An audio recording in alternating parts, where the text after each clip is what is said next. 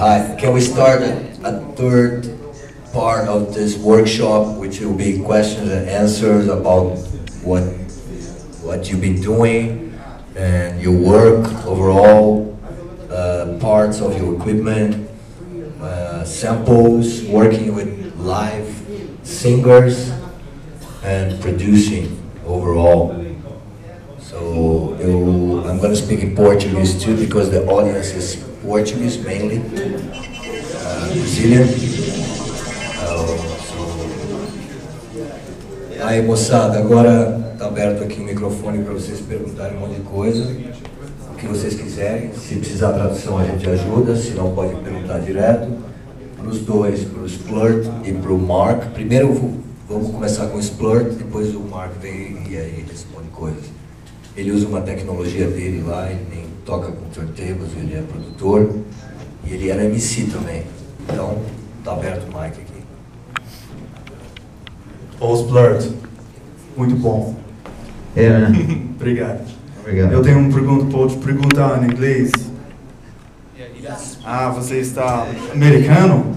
Não, brasileiro. No. Me, I'm from Sweden. Ah, Sweden. I grew up in New Jersey, and I've been to Jamaica a lot. I'm not from Jamaica.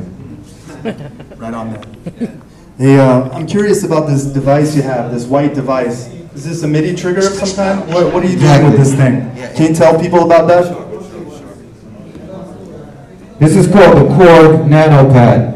All right, Korg is a Japanese company. It has a long history in musical instruments, and it's a MIDI controller.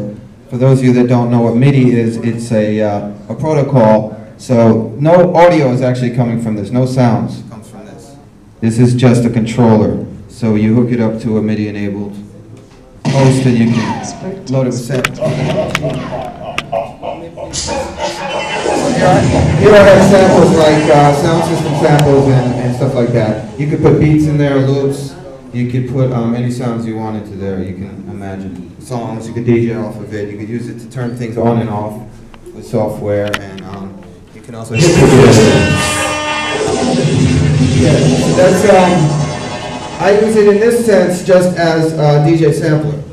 But I use it a lot when I'm working with programs like Ableton Live and making a beat. I can assign different parts of the clips, different instrumentals, and different things to come in at different times. So you can kind of make a live mix and do more than you could do with a DJ system, because this is really based on 2 tracks. You have, that's why you see 2 turntables.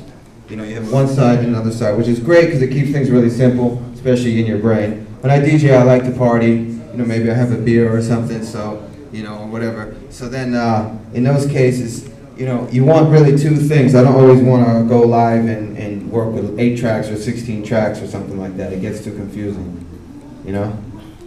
So that's the basis of the DJ system. So this is also a MIDI controller. No sounds, well actually sounds do come out of this, the main sounds. This controls the software where I can do a lot of different mixing techniques with a lot of special effects and a lot of cool stuff. So that's how I use it. You could, these are really inexpensive. They have a little piano one, and they have one that's called the what's the other one? The other one is it's got dials on it like a DJ mixer, so you can hook it up and control parameters on DJ equipment like faders. Remember, folks, to turn your phone off when you come to the movies. Ding, ding, ding, ding, ding. All right, check to reality. So yeah, they have different controllers, right? And that's a different